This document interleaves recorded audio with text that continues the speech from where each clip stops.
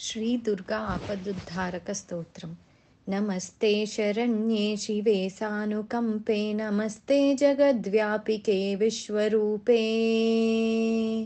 नमस्ते जगद्वन्द्यपादारविन्दे, नमस्ते जगत्तारिणि त्राहि दुर्गे। नमस्ते जगच्चिन्त्यमानस्वरूपे, नमस्ते महायोगी विज्ञानरूपे। नमस्ते नमस्ते सदानन्दरूपे, नमस्ते जगत्तारिणि त्राहि दुर्गे।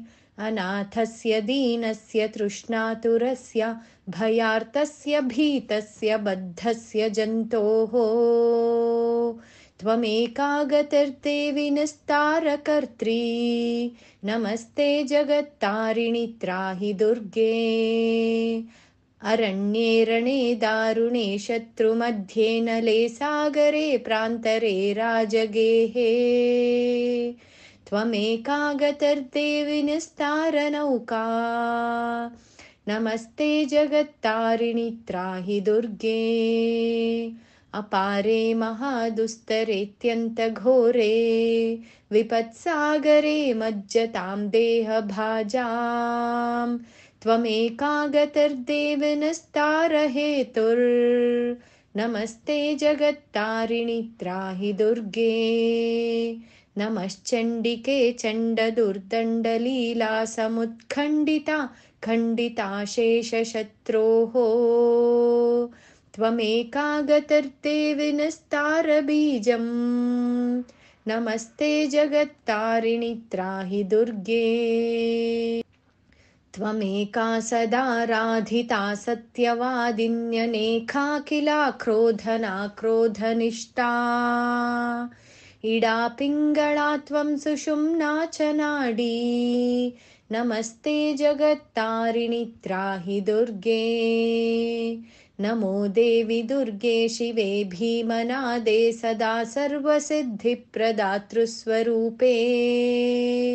विभूतिश्चीकालरात्रिः सती त्वं, नमस्ते जगत्तारिणि त्राहि दुर्गे। शरणमसि सुराणां सिद्धविद्याधराणां, मुनिमनुजपशूनां दस्युभिस्त्रासितानां, नृपतिगृहगतानां व्याधिभिः पीडितानां, त्वमसि शरणमेका देवि दुर्गे प्रसीद।